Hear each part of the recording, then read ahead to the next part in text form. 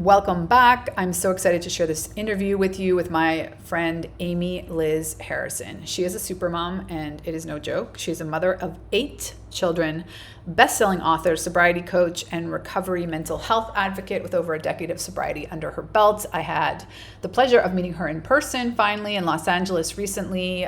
We've been sober curating, working for the blog for several years together. She made a choice to leave her position as a 10th grade English teacher to focus on raising her 8 children, as you can imagine. Having found sobriety in 2011, she keeps it raw and real in this conversation, and I really think you're going to learn a lot. She also believes if you don't tell her that she has lettuce in her teeth, you are dead to her. Fair enough. She is the founder and CEO of indie publishing company A-Team Press, where she republished her memoirs, one of which is entitled Eternally Expecting: A Mom of 8 Gets Sober and Gives Birth to a Whole New Life. She has several books. One of her more recent publications, she's diving into the realm of children's fiction. Mommy Goes to Meetings is now available on Amazon, and I highly recommend you check it out if you or someone in your life has a parent going through getting sober. It's great to have these tools for the kids. And Amy has her own podcast called Eternally Amy, a sober mom of 8's journey from jail to joy. I had the honor of being on it, I believe it was last year, so I might drop that link down here too. So let's dive in. Welcome to Season 5 of the Wellness as a Way of Life podcast, the less is more source of wellness, knowledge, wisdom, and inspiration for female leaders and founders. Here, we teach you why not all wellness trends are for you, how to figure out which ones are, and how to best adapt them for your own personal wellness toolbox. Ultimately, we need to know how to integrate your wellness practices so fully that they become to feel like brushing your teeth, a foundational part of who you are and not a check mark on your to-do list. I'm your host, Megan Swan, creator of the Wellness as a Way of Life community and the Sustainable Integrated Wellness Approach. I have more than a decade of experience in the wellness industry and on my own personal journey, learning how to tune into and trust my intuition and drown out all the noise. As a certified health coach, detoxification expert, plant-based chef, yoga teacher, and consultant, I will help you distill down the information overload and feel more confident and at ease in your own skin. Welcome back to Wellness as a Way of Life. I'm so honored to have Amy Liz Harrison with us today. She is a multi-published author. She is an expert on motherhood for sure, and all things mental health and alcoholism. Where should we start, Amy? How are you? Let's start there. I'm so good, but I'm pretty much happiest at this very moment to be here. So thanks for having me on, Megan.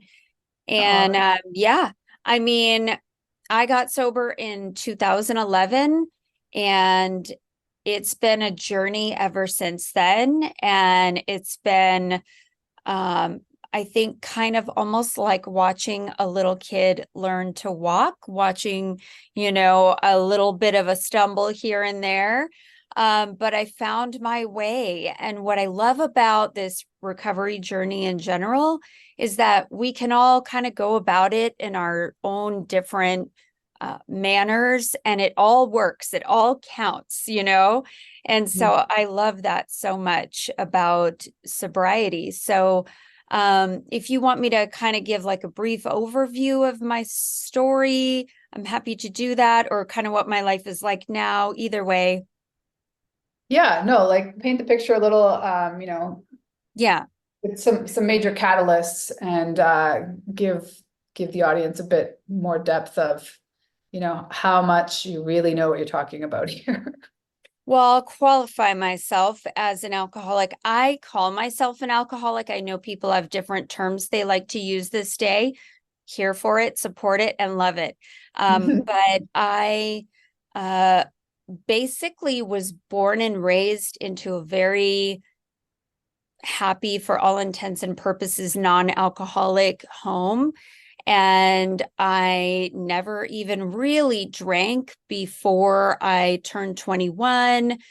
I had a lot of internal feelings of feeling different than other people and feeling like I had a little bit less insulation than some folks, Mhm. and really spent the majority of my teen and youth years looking for validation, feeling very empty, looking for something to fill the hole in my soul.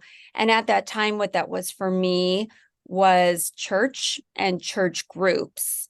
And so while I'm all about it, and I think that's great, and definitely was a huge part of my life at one point in time. Now I see myself as more of a spiritual being rather than a religious person. Mhm. But that all came in time, right? That was part of the unfolding of me figuring out who I was as a person and as a woman and as a mother. And so what happened for me was, I had all these really big questions. I had a lot of big needs, in terms of feeling very needy, feeling very much like nothing could really satiate my soul. And I really, looking back on it now, and I'm fine with how my journey had to unfold to get me to where I am today. But it does make me a little bit sad that I never realized, it's like Oprah Winfrey always says, she talks about the Wizard of Oz, and you always had it, my dear. I really didn't realize that it was inside of me, that what I was looking for in terms of fulfillment and validation was inside of me. And that once I cultivated that relationship with myself, that would all come, and that I would feel, comfortable with my own self and my own skin and enjoy my own company. So I got married, we moved to Seattle, I started to have some babies, and I felt so lonely, and just really felt like I couldn't be real with anybody about the depth of that loneliness. I Mhm. also do believe I had some postpartum depression sprinkled in there, which later I was diagnosed with adult ADHD. And my psychiatrist had said, I'd love for you to get tested for this. And I just kind of was like, I don't have it. I don't have it. But he was right. Shocker. Um, and so one of the symptoms of this soul sickness was drinking. And I found that escape. First, it started really slowly in book clubs. I was meeting people and getting away from the little kid thing at night, and being able to once a month kind of feel like a whole person again. Motherhood was a real struggle for me at the beginning. I really felt like I had lost my identity of who I was. I used to teach 10th grade English, and now here I am at home wiping butts and cleaning up messes all the time. And I so it think was an that's, I'm escape sorry to for interrupt me. you, but I think that's such a common experience, Yeah, and we're just not allowed to talk about it. right. Right, exactly. And that's part of the misnomer that I had, was like, oh, well, I'm supposed to be totally fulfilled by this. Mhm. This is that one thing that women, are supposed to just, oh, change my entire world. Well, it did change my entire world, but it dumped me on my head and shook everything out of me. And I just couldn't really figure out who I was now. And so I think as my drinking progressed, so what happened was I started hanging out in the cul-de-sac with other moms in the afternoons, and we would have these mommy wine club type activities. Kids would all be riding bikes, and we would sit there and talk and bond and drink. And so after some time, as the progression of alcoholism does, I found myself like wanting it more and more, and like having a glass of wine at nap time, and then having a glass of wine or two or three before I'd go out and meet with those ladies in the afternoon. And so I really didn't admit to my innermost self that it had a hold of me. I thought I was still controlling my drinking. And I thought it made me glamorous. I felt very connected to these ladies. And what I didn't realize at the time was it was a false connection. I was able to kind of put on this facade like everything was fine when I was drinking until it was out of control. And it was very clear that, I was the one kind of stumbling around and overly served in the afternoons. And so that progression happened over I'd say about a 3-year period ish. And then because it started getting so bad and I couldn't be relied upon to be sober enough to like take my kids to swim practice in the afternoon or whatever, it started becoming like a problem for me, right? And so my psychiatrist said, well, I think, you really should maybe take a look at your drinking. No, I wasn't going to do that. So I told him, which I did have alcoholic panic attacks at the time, but I wasn't linking everything together because I wasn't being honest with him about my consumption. So I got to the point where I was taking Xanax, and that was really my downfall. I landed in treatment, really was not happy to be there. I was sent there by my husband, and I really didn't own it for my own self, right? Like for me, I was just there to get everybody kind of off my back. My thought pattern was that I would learn to control my drinking and go back and everything would be fine. And so I did go back home, met with those same old ladies in the cul-de-sac and lied and said, oh, they taught me how to drink normally in treatment. Yeah, they don't do that in treatment. They bought And it. what? And so 2 weeks later, I found myself arrested for a DUI. I had my 4 little kids in the car, was pulled over right after school, broad daylight. All these people saw me who I knew.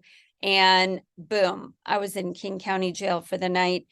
And really, that was the beginning of me admitting, yeah, there's something really broken here. And I'm going to start with this. I'm going to start by saying, I am an alcoholic and I don't know that I will be able to get sober, but I need to try. And so I went back to treatment with some willingness. And that was, I would say, my rock bottom, if you want to use that phrase. It was the beginning of a whole new life for me. And I realized that it's not about failing or succeeding, but that really what I had to do was change my whole definition of what success was. And I still work on that part of it today. But really, that was the beginning of the journey of me realizing, okay, I'm not going to hide behind this anymore. I'm not going to hide the fact that I feel so internally raw. I'm going to just come out with all of this, and that I don't know who I am and I don't know who God is, or if there is a God. And I mean, I let it all out because I thought, it seems like that is what you really have to do, is let it all, go in order to rebuild. And so it's been a process, that is for sure. But oh my gosh, what a great, I mean, sometimes I think about like, gosh, what if I never got sober? What if I was out there still drinking? Or if I just had never had anything happen in my life where everything collapsed and I was willing to do the work and really, sort through my past and get to the roots of why these behaviors of wanting to escape existed. And it makes me kind of sad for that person who might have been, and so glad that I have tools now, and like my life is not perfect, far from it. But I feel like in some ways gosh, I just, I wonder if somebody had told me early on, if you give up this alcohol, this security blanket, this thing that you think is working for you, and you see what's on the other side of it, you would be amazed. I wonder if I would have gotten there any quicker, but I didn't. It took what it took, and that was all right. And um, it was all right primarily because later on, as I began to do the inner work, I was like, wait a second. This is actually like the best thing that has ever happened to me, but I needed that unpacking and reframing to occur.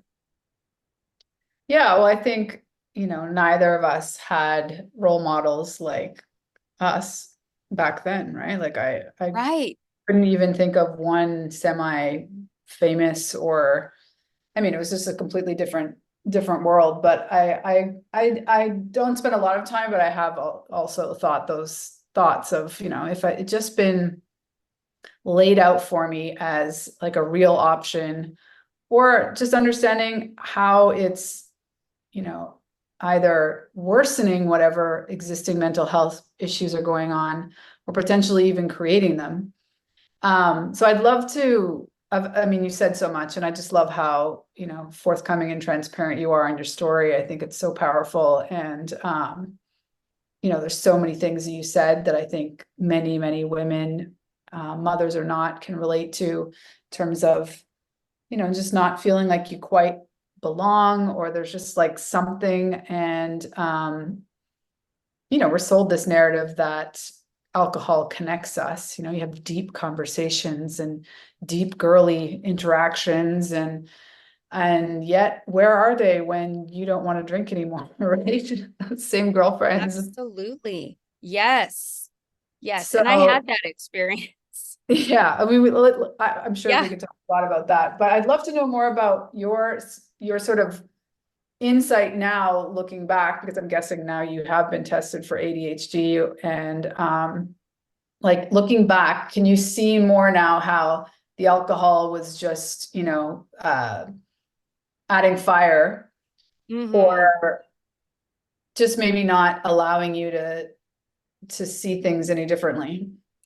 Oh, 100%. Yeah. And thank you for that question. It's so important, right? To look back and try and like put those pieces together and really just kind of go, oh, yes, that's exactly what it was. And, for me, I grew up in the Silicon Valley, and I was around a lot of really smart kids who had parents who were just at the very beginning of the high tech boom. And, I'm Generation X. So it was like during that time period, and Steve Jobs was just starting Apple and all this stuff, and Cupertino. And, um, I felt dumb.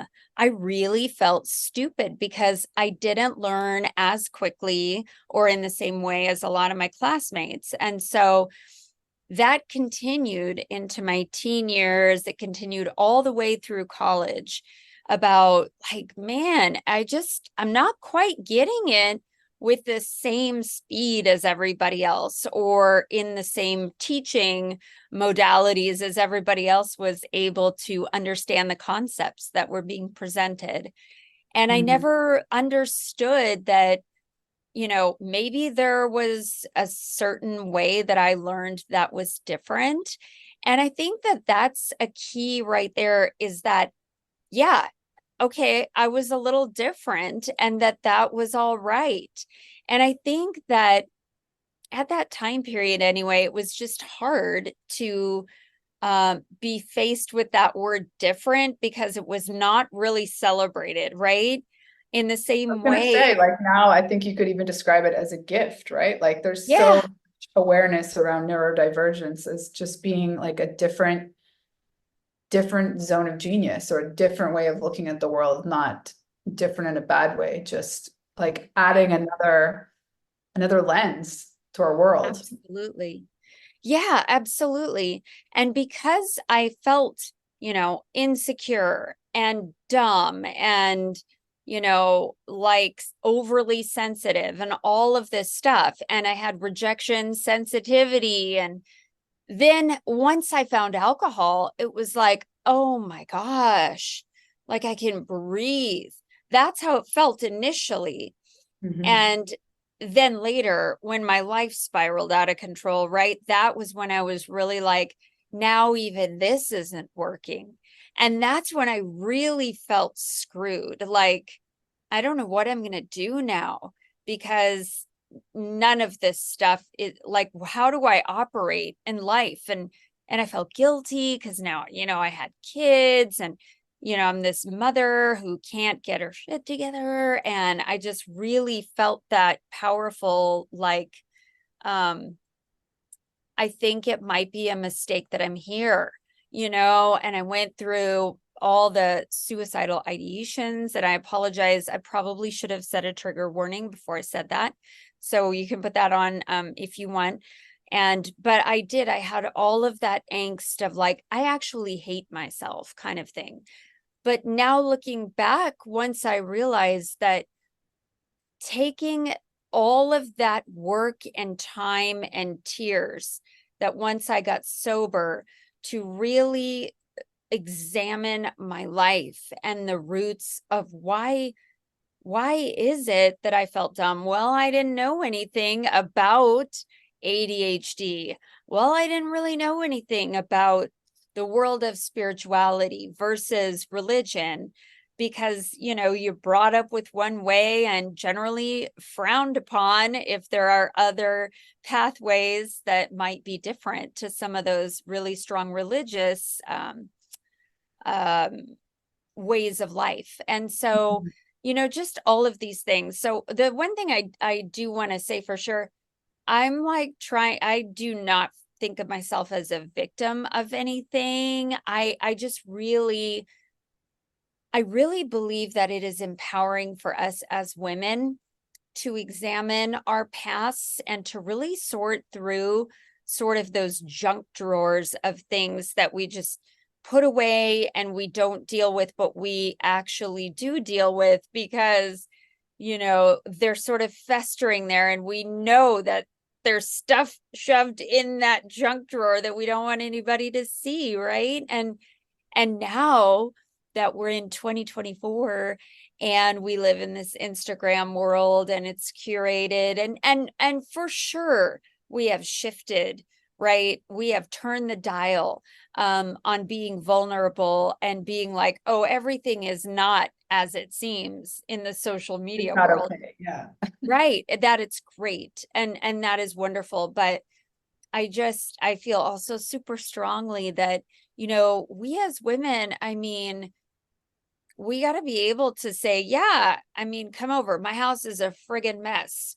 Come over anyway. Doesn't matter because what matters is my connection with you and the bridges that we are going to build together through conversation and through being open.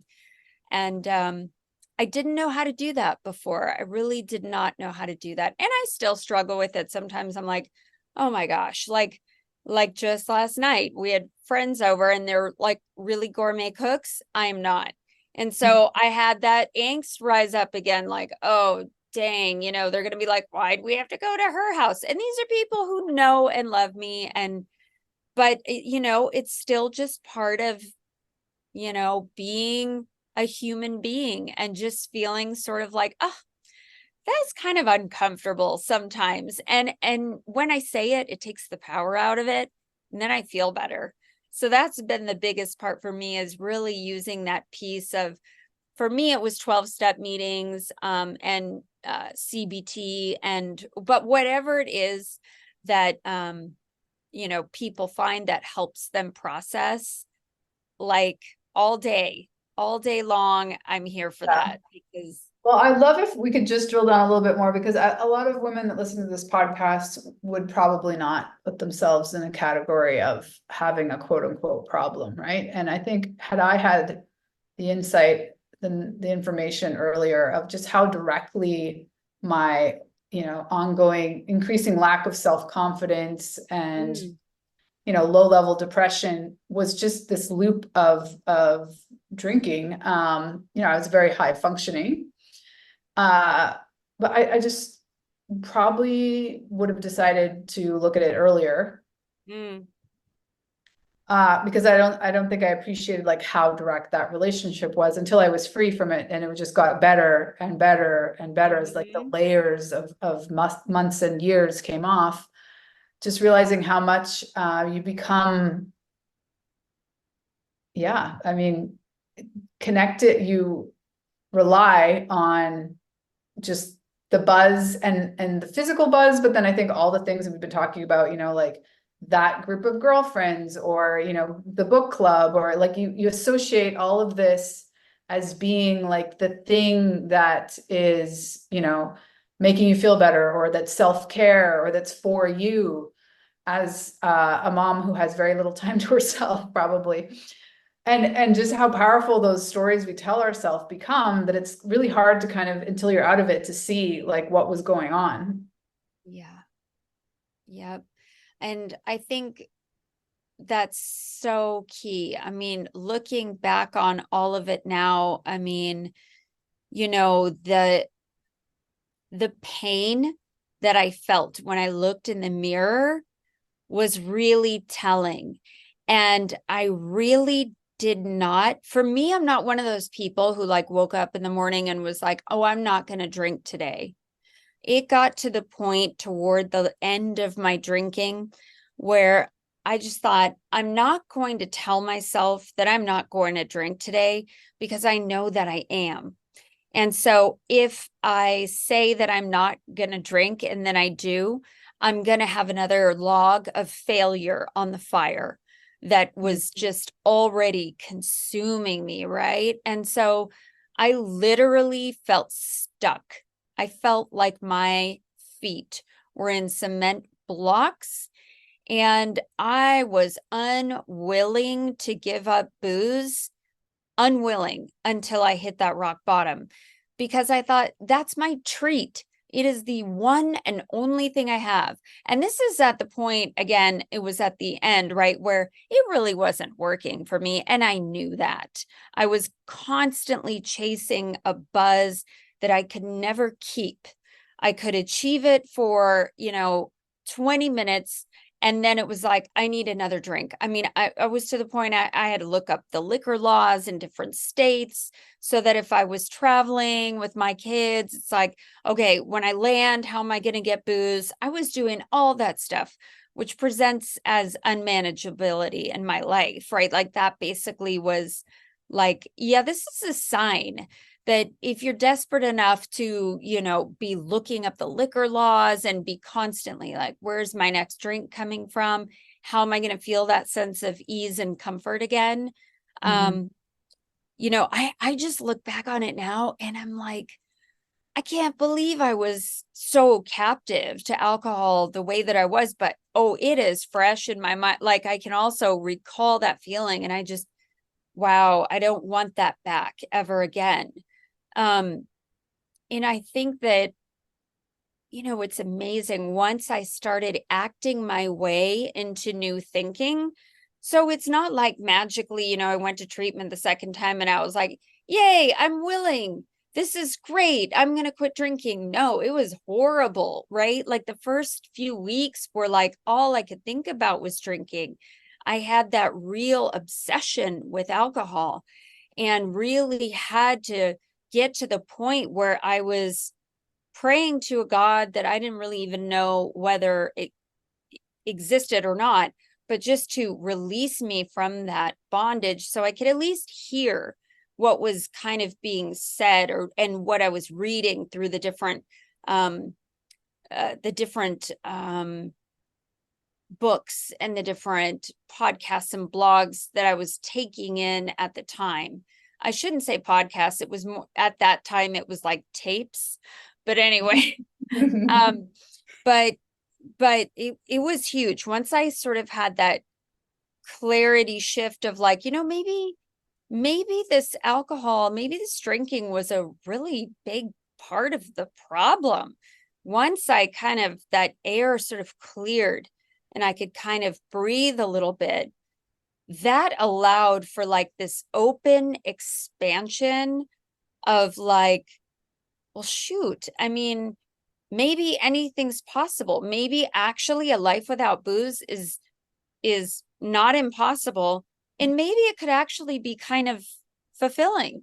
I mean, and that's when it started to turn a corner for me. Was I continued on the path that I was going on, which again for me was 12 step, and I got a sponsor and did all of that, but also allowing myself to be open to new, instead of religious activities, spiritual activities. I had a counselor who was a shaman, for example. And the things that he would encourage me to do were very different than things I had ever done in the church. They were ritualistic things that I had not done before, very powerful, tangible exercises on letting go of the things that no longer served me. And all of that was really a process of saying, you know what? I don't know. Whatever I've been doing to cover all this up hasn't worked, whether it was booze or pretending I was smart or understood concepts when I didn't, or not being willing to raise my hand and say, I have no idea what you're talking about, and now, I mean, I got like so much to lose that I'm like, okay, wait, back it up. Hold on. What? I didn't understand that. Or I have no problem saying in most settings, yeah, I'm just kind of uncomfortable today for whatever reason. And I have tools to work with that feeling. And so I'm going to sit with that and I'm going to kind of investigate it. I'm going to figure out what's happening and I'm going to accept it, and just know that that's what it is to be a female and to be a human, is to experience life and the ups and downs of it. But, I definitely had that vacancy of soul that really needed just a really good examining and pulling out some of those threads of like, no, it's okay not to be okay. I didn't think that was all right before. I thought it should all be pretty polished. So only when I said, yeah, no, you have permission to not be okay, that's when it started to get better for me. It's kind of paradoxical, but that's how it worked for me. Yeah, no, I totally get everything you're saying. It really resonates. I'd love, so now that you have this, new, like multiple tools, new awareness around ADHD and just sensitivities and all these things, I'm sure it's reflected in your parenting and looking forward. You've written all these books, and one of the latest ones is a children's book. And I know that it's, debuted very top of the list. Congratulations. It's very exciting. And I'd love for you to just tell us, what inspired you to write that? Were your children actually asking for it? And what is sort of your mission with a children's book specifically? Sure. Yeah, thanks for that. So a handful of years ago, I was at Disney World and I was there with my kids, and I was sober by this point in time. And I actually have now 4 additional kids. So we had 4 more babies, which is 8 total. And so we were Like at I Disney said, an World. expert in motherhood. Well, that's so I don't kind. know how I you don't do know. it, but I mean, I'm pretty much convinced one of these days they're going to wake up and realize she doesn't know what she's doing, right? Like she has no idea. But I do actually kind of tell them that, and I think they're kind of overly like, okay, yeah, we know you're figuring this out as you go. It's fine, whatever. But I was at Disney World, and so we were going in to watch this movie, and we got up at the end of it and they turned on the lights, and there was a woman a row in front of us to the side, and she was passed out, and she had a toddler and I think a baby with her in an infant seat from memory. I can't remember the details, but the point was, we could see track marks on her arm. We're that close where you could see that. And I just thought to myself, like, that's rough. And it's Disney World, right? So Yeah. immediately people flocked over to her and like kind of tried to cover the scene and get the rest of us out of the theater really quick because nothing bad happens at Disney World, you know? Right. And I just remember thinking like, oh, wow. And those little kids were probably too little to have a big memory of whatever was going to happen after that Hmm. or whatever happened before, but I don't know. I'm not a child psychologist, but it stirred and sparked in my heart like, gosh, what did my kids go through? My older four, my oldest was like 9 when I got pulled over for my DUI. And so I started asking them, gosh, what do you remember from that time? What are some things that you saw? And primarily, I wrote those children's books because you know, as a mom, especially if we go off to treatment or we get help at whatever level that we get help, it's like there's something in us that wants to just press pause, right? And go get better and then come back and just be like, I'm back and I'm whole and yay. And it wasn't like that for me, Not at how it least. works. Right? Like it's a process and I had to recover out loud. And they saw me struggle and they saw me do step work and they saw me like, do crazy things. Like if I was triggered or tempted, I'd be in the bathroom on my cell phone calling my sponsor and, you know, leaving them with a babysitter so I could go to a 12-step meeting, like doing things that probably not a lot of their friends' moms were doing. And that's okay. I had a blow and go in my car. So I'd pick them up from school. And if I was ever taking another kid with me, they'd be like, what's that? And it was like just mortifying, right? Like, oh my gosh, I can't believe these kids are watching me blow into this thing.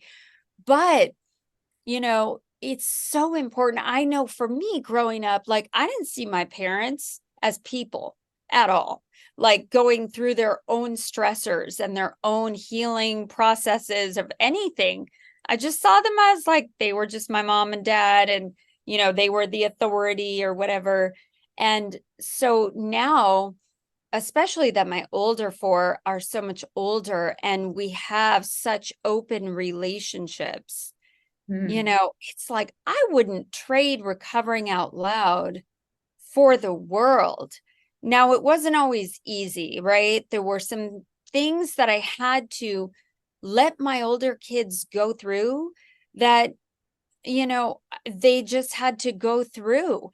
And I had to just be there to walk alongside them and help hold that lantern, knowing that I couldn't fix it for them, that I would actually do them a disservice by fixing, and as moms, of course, we want to fix, we want to rush in and make it all better. And sharing with them like, oh my gosh, I've had those same feelings, or I've had experiences where I reacted this way, and here's what was going on for me. And also throwing in the like old person caveat, like, yeah, I know I sound super old, but this happened to me and blah, blah, blah. But I think through showing that messy, not pretty side of things that I feel or apologizing, I mean, Mhm. shoot, my parents like never apologized to me. I shouldn't say never, rarely. Mhm. Um, it just wasn't a thing. It was a different For that generation. generation. Yeah. And so, I will have to go to my kids sometimes and just go, hey, I want to let you know that the reason I reacted that way, and I'm not saying it was okay, but I did it out of fear. And I was afraid that you might, not talk to me anymore, or you might hide this from me or whatever. Like I've had to unpack my own self and my own um issues for them to explain to them like this is mine and that's yours. And it's tough as a mom to navigate those waters because sometimes we just want to say, no, this isn't, don't do that. It's too dangerous or whatever. And in that space of navigating that and just saying, like, this is my stuff and I'm scared. Saying that to my kids has been one of the most empowering things that I've ever been able to do, because it creates a space where everybody's defenses are down and, they are more receptive to, like, oh, okay, yeah, no, I totally get that. Like, I get being afraid, just like they get being afraid. And so creating a safe space for everybody to just kind of be who they're going to be, process what we need to process, I think has been one of the greatest gifts of my life. And I don't think that I could have done that just by going along my merry way and trying to patch things up as best as possible and cover and put, a costume on something, that was really tearing me up inside. I feel like that did not do me a service that I wanted to continue in my life. And so it is so strange to look back on it now and just go, yeah, the way to gain what I have today was by way of going through all of that crap, and I would do it again. I would go through all of that stuff again in a heartbeat. But I also, have friends who got sober and then sort of, they sort of don't do the work anymore, which is fine in their choice. But they also, they don't have quite the same relationship with their kids as I have. And so I don't know, I feel like I'm rambling now. Sorry, I'm talking so much. Yeah, well, I can definitely, I mean, I think something that's really like most people can relate to is that our generation at least grew up in this environment that it wasn't really welcome to have a lot of overwhelming emotions expressed in our Right. household. So very early on, we learned to, like, there's certain emotions and certain ways that those certain emotions can be expressed, and otherwise, like, don't burden me or anyone else with your discomfort, or your big feelings. And I think, you and I are probably parenting quite differently than how we were parented, right? I mean, naturally, but particularly because we have this experience being like, that was part of the problem, that there wasn't some space and some recognition. It's okay to feel frustrated. Totally natural that you're devastated about that. Let me just sit here and be sad with you instead of like, I'm uncomfortable, you're crying. Can you like calm down already? That Right. kind of energy just is stifling. And I think we're both very passionate about, like, our children, of course, but the next whole generation having some more Yes. tools and freedom to express themselves and not get, found, what's the word I'm trying to say, like, caught in these traps of looking for things to sort of self-soothe, Yes. and finding like unhealthy ways of dealing with totally normal emotions that we all have. We all have bad days, and we should all be saying sorry once in a while. Maybe not, Mm-hmm. some people, maybe they're over apologizing, they're a people pleaser, but I think I completely resonate, because I've had very positive reactions from, I'm modeling to my kids that it's okay to screw up. You apologize, you take responsibility for, like you said, what was mine.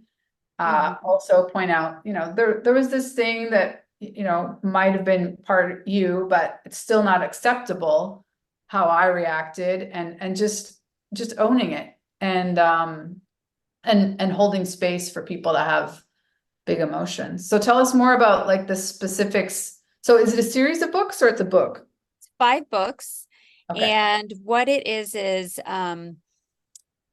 like the first one, Mommy Goes to Meetings. It's a child's perspective on watching their mom over drink and then go off to treatment and come back and rebuild a sober life. And so It's just a child's observations. So in no way am I any kind of an expert on any of the psychological or, I am not a therapist, but I do know based on talking to my kids what they saw and the difference, the stark difference between before and after, and then that middle period of the beginning of convalescing, right? And so then there's brother or daddy gets a diagnosis. That's the second one. And it talks about a father who loses his job and becomes depressed. And so again, it's that child's perspective of being in fear, seeing their dad go through this total lack of being able to get out of bed and address life again, and what that's like for the child.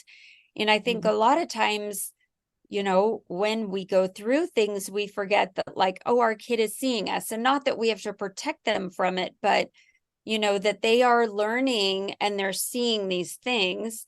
And that really the crucial, like the weaving thread throughout all 5 of the books. One is about a cousin going to counseling for the first time, and other mental disorders, and having the opportunity to go and get help for those things. The thread is getting help. So that's the element that is present in all 5 of the books. Yeah, is that eventually that person gets help. And there's one about an eating disorder, the sister who seeks a spiritual life. And so what that's like for the child, seeing, a sister who goes through a terrible breakup and then stops eating, and what that's like. And then she ends up finding a spiritual practice and begins to get healthy and prioritize herself. And so I think the big message for me is to normalize getting help. Yes. Right? That is, we're never going to avoid these challenges that, come with life. Life is so lifey, right? And we have things that happen and things that occur, but really it's like choosing to value ourselves even when we don't really feel it yet, but to make ourselves aware that, like, yeah, we need to get help. I need to take care of myself so that I can take care of my kids, right? Like, I need to make sure that I have done that part and that work. So really that's what the books are there for, is to show kids it's normal to experience things and it's normal to get help. Oh my goodness, I love that so much. And I think it's so important that you're providing, not just parents. It sounds like there's lots of, potential family members that would be included in this series, just giving families some tools, just some talking points, like to sort of soften the way that we're talking about these things. And we all, learn best through story, especially children. So that's amazing. I'm so happy that you did that. And I'm not surprised that it's doing so well. Yeah. So what else? Where do you direct people if they want to contact you, either personally or want to get a hold of the books? Sure. So my books are all on Amazon. I'm at amylizharrison.com. That's my website. And across all the social media platforms, I'm at Amy Liz Harrison, just one word. So, sorry. You're still doing your podcast? Yes, still doing the podcast. Yes, which I love. I get to learn from other people. I loved having you on my podcast, Megan. And I want to say, I just want to thank you. Just take a second to thank you for the work that you are doing. It's just so powerful and so important, that women know that they can seek and find wellness, and, its various forms. And so I've been really impressed with the things that you're doing. So thank you for that. Oh, thank you, Amy. That's so sweet of you. Your podcast, I've been on it, so I should know. I feel like it's Eternally Oh, Amy. No. yes, you're right. Eternally Amy. Sorry. Yes, that's what it is. Yep. Perfect. Well, thank you so much. We'll include all of that information in the show notes. I just appreciate you and yeah, your transparency, the way that you share your story with the world, I think is so valuable. And I know that you're helping so many people. So thank you. Thank you so much. We'll be in touch. Okay, sounds great.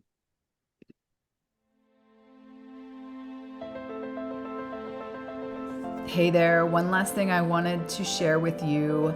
If you're enjoying this podcast, it would mean so much to me if you could rate and review it on your favorite podcast platform.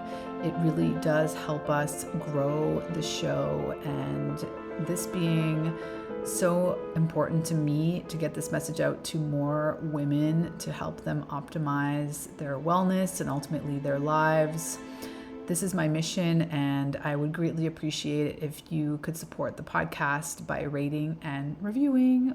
Thanks in advance. Have a good one.